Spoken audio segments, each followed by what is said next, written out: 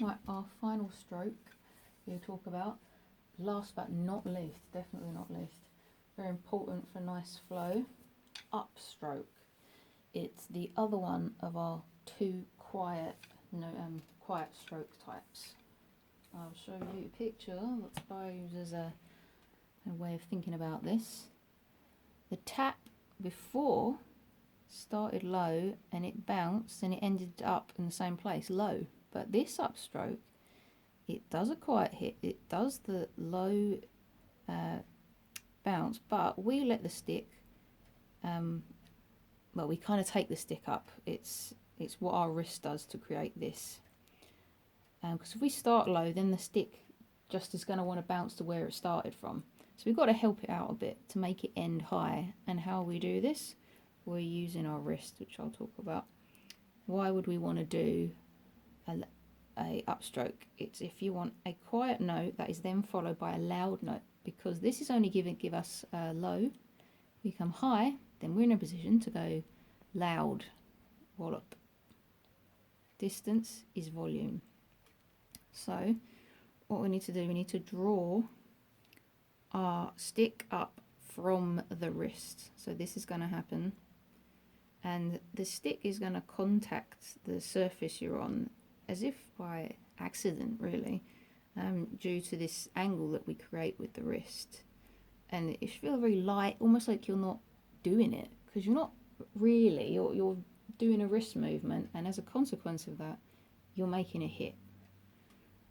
And then once we are up to the top, like this, we unfurl it, and then we do whatever stroke we want to do, control or rebound, because we start high, we've only got two possibilities, control, or we go into a series of rebounds like we're bouncing a ball. So if you want to look at that a little bit longer, pause it, whatnot. Okay, so this is a kind of a weird one to start with in complete isolation. The stick has no momentum, but you know, it's this kind of possible. Right, this is the only stroke where we are doing an obvious change of our wrist, an intentional one. Everything else is around this point here, not really moving. Upstroke, start low,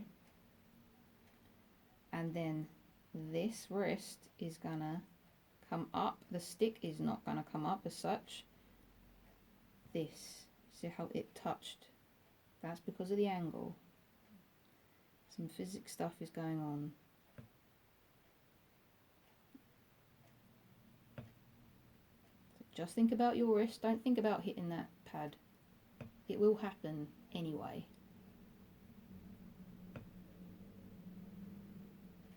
That's part of our upstroke. Right, then what you have to do is unfurl. And I just played a control stroke at the end, just because I'm not playing anything else. That's what we do with controls, they're breaks. So if we're not playing anymore, we want to keep our stick low, not in the way of anything else. Right, so we did all the thing together. Up, unfurl. I could go into a series of rebounds, which would be like, and then I could do a control at the end there. But as an isolated upstroke, it's like this. And then whatever, whether it becomes a rebound or a control. So if I do an up and a control,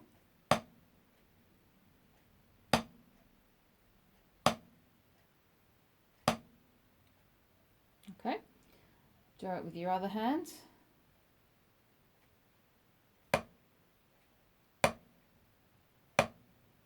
Now the faster you're playing things, this upstroke is going to be smaller and smaller and smaller, but it will still be there.